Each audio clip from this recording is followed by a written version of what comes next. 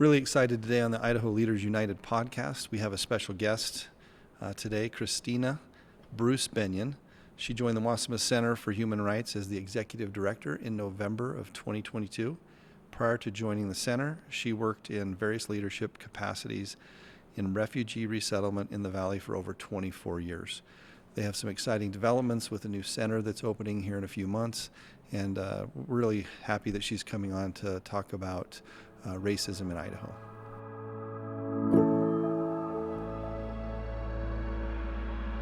Welcome. Thank you. Thanks for having me. Thanks for coming on, and I think there's been a lot of recent events that we'll get a little bit to, but before we do that, tell us a little bit about the work you do. I think you've been there for about a year and a half as the new executive director, and a lot of exciting things going on. So for those listening to the podcast, just to give a frame of reference, Idaho Leaders United was formed a couple of years ago, and it's a group of law enforcement, military, business leaders, ranchers, farmers that are just interested in trying to promote civility and kind of get back to the Idaho values that I think that we really espouse, and it's inclusivity, it's helping your neighbor. And then the Wassmuth Center for Human Rights has been around for how many years? Well, the center was founded back in 1996, and it was originally founded to build the Idaho Anne Frank Human Rights Memorial, and then to develop educational programming around the messages and sort of the ideas that the memorial represents. And all these years later, really our primary mission is around promoting human rights through education. And we're not a single issue organization, but we work on a variety of things. And you have a new center. Tell us a little bit about that. We do. We have a new building coming in. Should be finished in June, fingers crossed. And we're really excited. It'll be really the first time in the center's history that we'll have a physical space that actually embodies the work that we do and really allows us to do a lot more of that work on site, and I hope grow our programs over time. Tell us a little bit about the building, because it's really exciting, and I know you've spent a lot of time planning and putting it together. It's really special. Yeah. So the building actually will be named after former Idaho Governor Phil Batt, and he was instrumental in creating some of the human rights sort of framework in Idaho, and so the building will be named after him, and it will include both space for offices, but also we'll have a classroom / event space that can be flexible and we can use for different things. One of the features in the building, I think, that we're really excited about that will really be throughout the building is a lot of art by different Idaho artists along different human rights themes. And as those are coming together, it's really intriguing to see kind of how that will just be a different way to connect around the ideas, I think, and the topics. And then we'll have some permanent exhibits. We will have a timeline of the history of human rights in Idaho, which is also really interesting to look at given some of the context of issues and things that are coming up today. So lots of interesting things, and it'll be adjacent to the memorial, and we really look forward to being able to really integrate sort of the memorial and what happens there with the building and the work all together. So it's going to be a perfect match for that memorial and where you're situated. Tell us a little bit about you, because I know you've been serving in kind of a space that's taking care of people that need care for a while. Mm-hmm. And you have, I was reading your bio before you came in, it's super interesting. I think what you bring to this role probably has a lot of is helping you as you kind of see what people are up against. Yeah. Before coming to the Wassmuth Center, I worked in the refugee resettlement program here in Idaho. And I think for me, one of the biggest lessons from all of those years of working in that program, talking to people from a variety of countries around the world, big cities, small towns, one, no one ever thinks it can happen in their community, right, or in their country or in their region, and it being when things get bad enough, when rights aren't honored, when people's dignity isn't centered enough to where people really feel like they have no choice but to leave. And whether that's violence or it's ethnic cleansing or all the different things that we think happen elsewhere, they all start in similar ways. And so that, to me, really informs a lot of the work that, or sort of the I guess the thinking I bring to the work of the Wassmuth Center is that human rights aren't just an abstract idea. There are things like democracy that we have to continue to work for all the time, and they're inherent to everyone, and so everyone should have that opportunity to live a life that is, that is free, that is dignified, and that they have, the ability to be their best selves.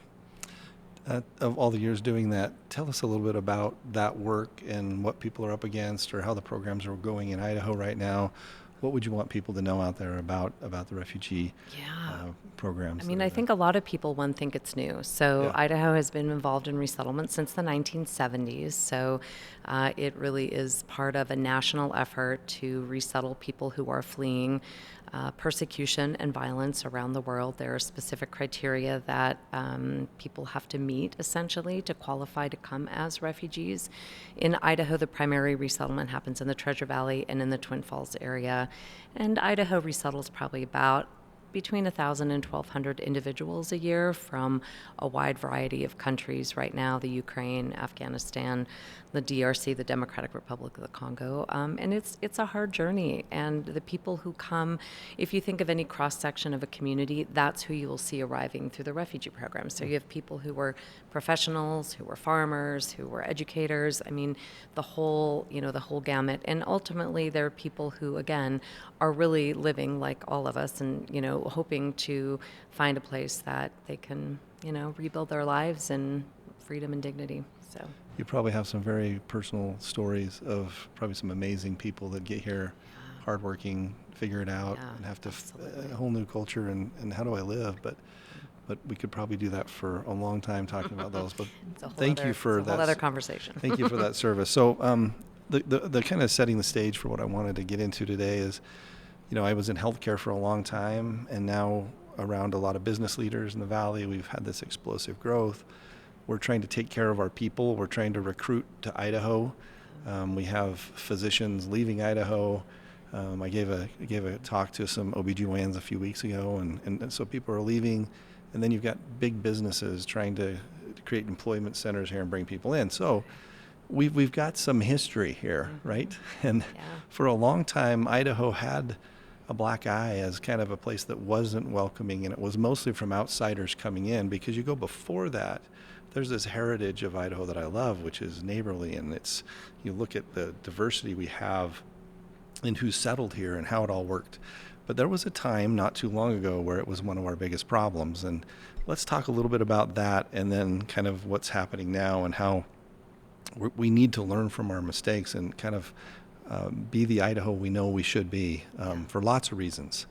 One, for human rights and dignity and how we take care of each other, and two, it really affects business. It helps healthcare. It affects everything we're doing. So there's a setup, but probably asked a bunch of questions right there too.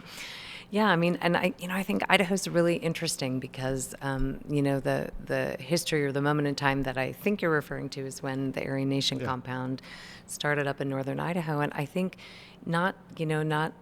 I think that we can look at history for sort of the echoes and the lessons of history. It doesn't always repeat in the exact same way, but Idaho, really going back even to the Civil War, has seen various waves of what there are different terms for that, right? Like white flight, or just different things that cause people to want to get away from areas where maybe there is a perception of more diversity or certain ways of living, and are drawn to Idaho and the Pacific Northwest. And I think, and then there have been times where a lot of other groups have come in, and again... The only I'm just sitting here smiling because the irony of that is I a couple years ago I did a deep dive into Idaho American Indian culture and who was here, and we have some just legendary tribe.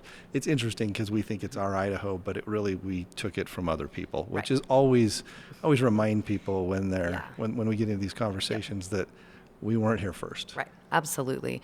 And so, I think that when Richard Butler, who was the man who founded the Aryan Nation, the Aryan Nations group, and really bought the land and built the compound near Hayden Lake in northern Idaho. He bought that land in 1974 and began to build that just the whole thing, right? The compound, the ideology, which he already was obviously strongly under, or a strong adherent to when he arrived in Idaho. And I think that part of the reason what drew him here is that there had been previous waves, right, of different groups that had sought out the Pacific Northwest and Idaho as a place where there was less diversity, and maybe they could, basically establish some kind of that white majority sort of thing that maybe they had experienced prior, to just the ongoing diversification, I guess, of the country. So when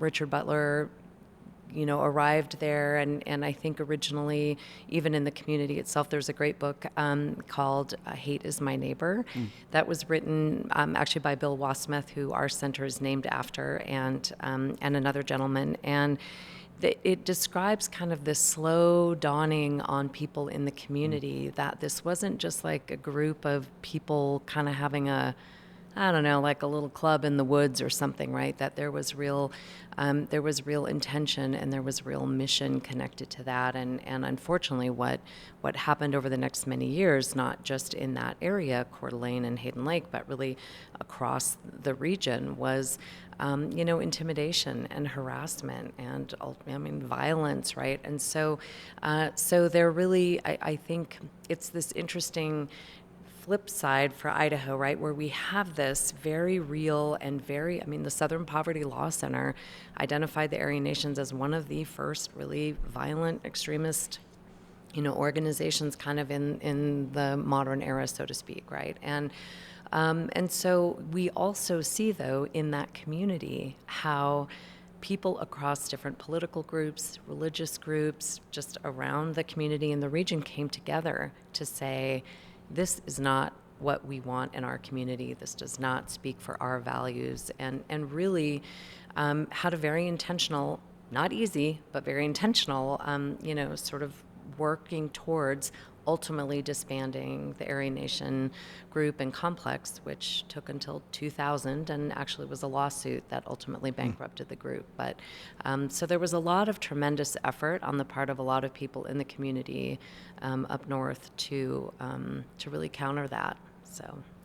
And I think it was a conscious effort of saying, hey, this isn't who we are.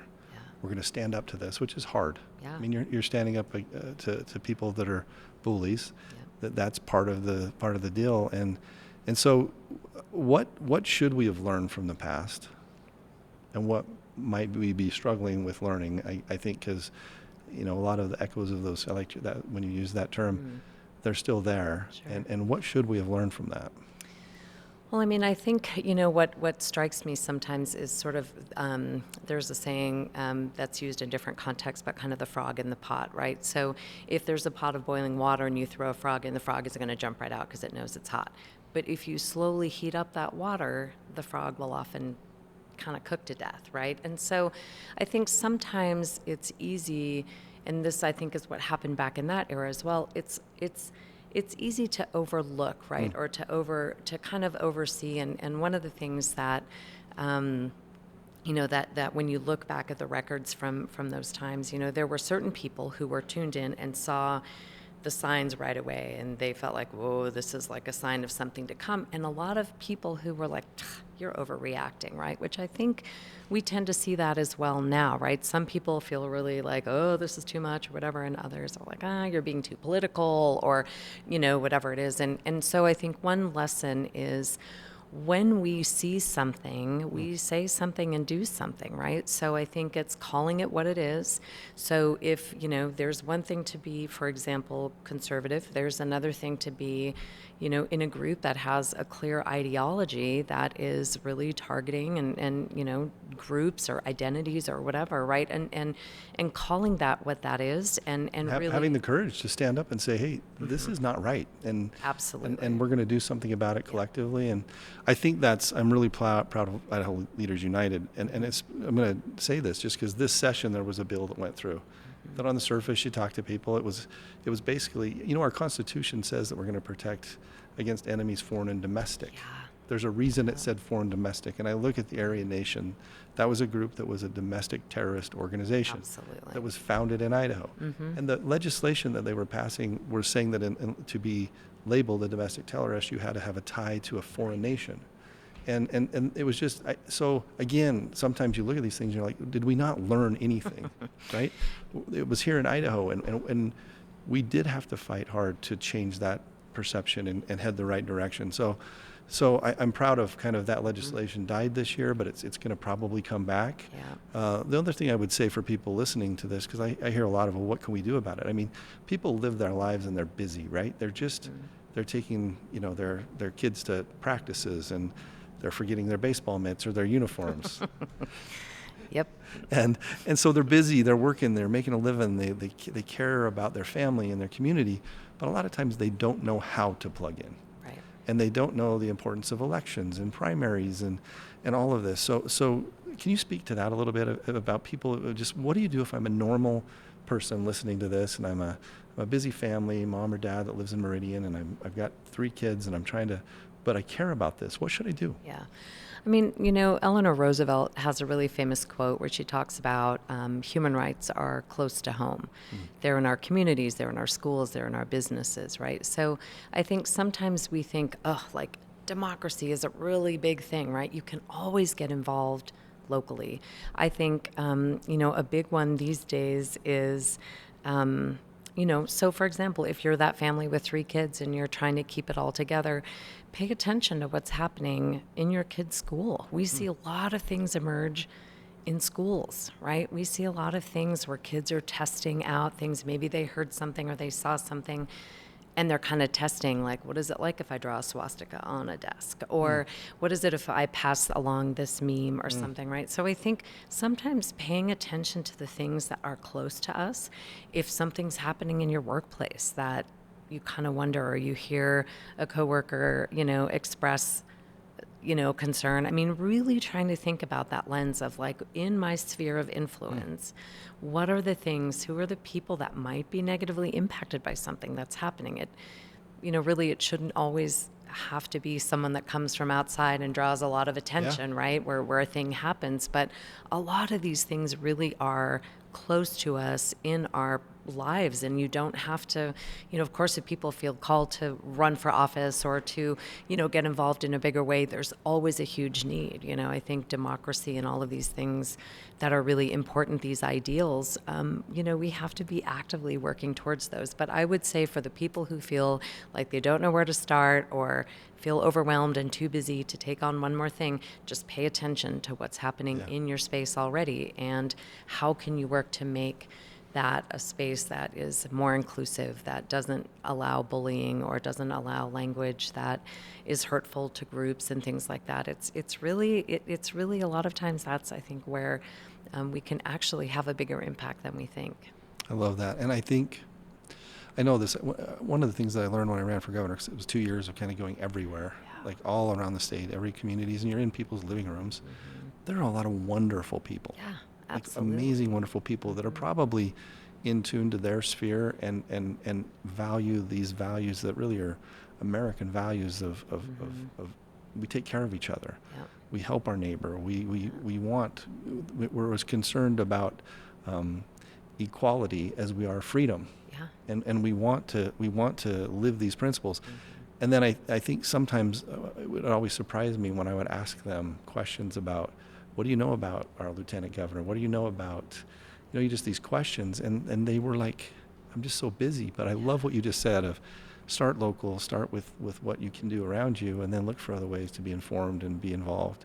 I do think that I wish people paid more attention to state politics. I think they pay pretty good attention to local politics. I mean, they know who their mayor is. They know if their roads are working. They know if their libraries are and their parks and fire and police. I think that's closer to home. But I think state politics are important. I think if you see what happens in primary elections, if you see the bills that come through every year, I think that's my first thing I usually tell people is, hey, if you're going to pick one thing, pay attention to who's representing you. Pay attention to when those dates are in those primary elections. Yeah. And I think, not everyone's going to try to follow the trail of where the money comes from. I mean, there are so many aspects to that and outside influences, and I think that's where people can sometimes feel like, oh, it's too much, right? But I think, again, I mean, I personally agree with you completely, and I think that it's, I guess part of our responsibility, if we want the freedoms that a democracy can bring, there is responsibility that goes with that too. And part of that is being informed and knowing what our elected leaders stand for and who they're connected to and all of those things. You said something I think is critical. Follow the money. Mm-hmm. Most people don't have the time or effort or resources to say, okay, is this Idaho or is this an outside influence that's coming in to change Idaho? And I think if people understood some of the outside money that's coming in right now to Idaho, specifically as it relates to some of these white nationalists funding of, and that line between, hey, we're conservative. Well, conservative has nothing to do with what's happening. Yeah. This white nationalism that's being funded from out-of-state sources ought to be a big concern to everybody, because again, we've had a problem. We probably tapped that down a little bit. There was still probably some there, and now it is a place. If that's something that you want to espouse or support or fund, and you have the ability to do that in Idaho, I think if people realize that it was out-of-state money, and I know that it is, right, because you can follow that money, it would be even more concerning and appalling, because it's the outsiders coming in with dollars, with these principles that are not our own, trying to change Idaho. Right. And that's I think offensive. It is. And I think similar to that, it's some of the legislation that shows up that's drafted elsewhere. And Idaho is seen as sort of a test market, for lack of a better word. I'm sure there's a political term for that. That is, again, sort of, these things that are cropping up to kind of see where does it take hold, right? And I think where Idaho tends to have a strong sense of independence from those kinds of things, I find it often interesting that they show up both in the funding and the legislation landscape. I do think we need to talk a little bit about our perception now, and we've had some events that are national newsworthy, and they're just concerning. I mean, it doesn't help us, and in the middle of trying to recruit or retain or create places that our kids want to come back, or just be the Idaho that we know and love, some of these incidents really get a lot of national attention, and it's probably worth talking about some of these things. Yeah, I mean, absolutely. And I think it's, we've had some interesting conversations with some folks recently. We get a lot of visitors from out of town in the memorial who either come with family or friends that they're visiting, or maybe if they're here on a work trip or for a conference. More and more companies are including tours of the memorial as a part of that. And something that a couple things that I've heard recently from some visitors. One is they were very shocked that something like this exists in Idaho because it doesn't gel with their perception of Idaho. So I think that's, I guess it's good that it's there, and, to hear just that again, sort of repeating. And then I have heard some people who were, people of color coming in for a conference, and they were in the memorial kind of on a lunch break because it was close to where the conference was being held. And they were talking about how their friends back home were warning them, don't come to, don't go there. It's not going to be safe for you. And one of the women was saying she's actually from Chicago. So she was like, Chicago has its own reputation for other things. But she said, it's surprising how welcoming and wonderful the people are here. And so, I think that as Idahoans, we really need to be thinking about what is this, if we don't want to be that state that is known for being unsafe for certain people to live in or to visit. That is, I don't think that's acceptable. So, and for, a thriving economy and a business community and all the things you mentioned earlier, healthcare and all of that, it's, it takes all of those pieces to have a vibrant place for people to be able to come here and build a life and thrive. And if they're, it takes the qualities, what am I trying to say? The skills and the strengths of so many people to build a really good, solid, thriving community. And if we're leaving out, large numbers of those potential people, that is a loss for all of us. It is. So, yeah, I have a real personal connection. My son married a girl from here, actually, who was black. And I think just since she's come into our lives, it's been 8 or 9 years ago now, but it's been interesting to hear her perception growing up here, and the things that she would hear in school, the things she would be called in school, the things that, it's been hard. So she moved away and went to law school, very successful, came back here, and they actually moved again. And I'm not saying that was, I don't know what percentage of the reasoning for move was there, but it's one of them, which is just, hey, there's just still a long ways to go. And the way that you would describe it is, hey, we've come a long ways. And I think it's okay to say, hey, there's been a lot of really good change, but we have a long ways to go. And the way we do that is by being conscious and aware of what others might think, and treating them like we would like to treat, or treating them like you would like your daughter-in-law treated, where it gets really, really, really personal. Absolutely. The other thing I would add to that is, if you look at this Hispanic heritage we have here, I mean, you spend your time going around the state. That is an incredibly important part of who we are.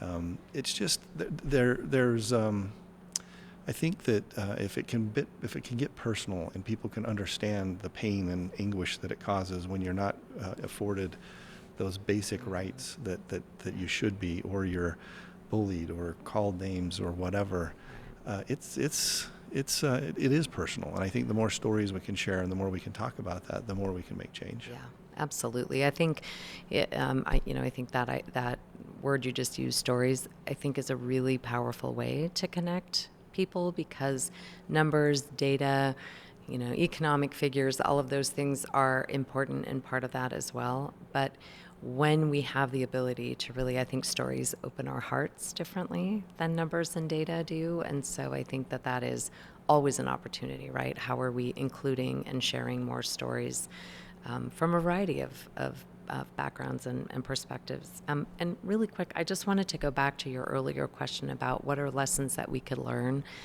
And I think, and this is what I think that, ILU is doing, and some other, groups too, is Idaho has this really fascinating and vast geography that can separate different parts of the state to almost where they feel like, different almost sub-states, right? And I think that there is real value in, over time, trying to really build a sense that, there actually are more people who want Idaho to stand for something different than what it might be perceived as right now, and that there is strength in numbers, and that courage to stand up, that courage to use your sphere of influence, I think that courage sometimes comes from, not everyone is willing to be that one person out in the spotlight, right? That can feel very scary. And I think the more we can connect people and organizations and businesses around the state, to really become a louder voice, I hope that can have an impact as well. Yeah, it's one of the goals of Idaho Leaders United. I'm very thankful for that, because we have a pledge that basically, it's on the website. But the idea is that we all are leaders in our community. Ranchers, law enforcement, Absolutely. Military, business, moms, school. I mean, you start thinking everyone's got this role to stand up and lead. And if we're united, there's strength in that, right? And it does make you a little bit more bold in your stance if you know that there are other people that are like-minded, and there's more of us, right? It's the silent majority. Vastly, people are wonderful people that care about people and care about others. And if you look at the way we serve each other and the way we take care of each other, I think it is a very vocal minority, a lot of money from out of state trying to change Idaho, that we need to stand up against and say, no, we're united against these principles that tear us down. Absolutely. Are there any other ways that people could volunteer or get involved with your organization, or things they should be looking at or following? Yeah, I mean, I think that certainly if they're in the Treasure Valley, we offer a lot of programs and resources, ways for people to get involved as volunteers. That information is on our website, wassmuthcenter.org. If they're in other parts of the state, I know in the northern part of the state, there are some groups also really working and trying to counter some things at the sort of community level through education and through some other community building efforts. So looking for opportunities to get involved there as well. So I think, again, it's let's keep building it and connecting it around the state. This was awesome. Thank you. Yeah, We need to thank you keep for having having me. these and have you back and give updates. And Yeah. buildings open in the summer. In I'm June, sure you're going to have we're some hoping. tours and a Yep, place to host absolutely. people. Yep. And then your website one more time is Wassmuthcenter.org. Wassmuthcenter.org. Yeah. Christina, thank you very much for coming on today. We appreciate Yeah, it it. was great. My pleasure. I really enjoyed it. Thank you.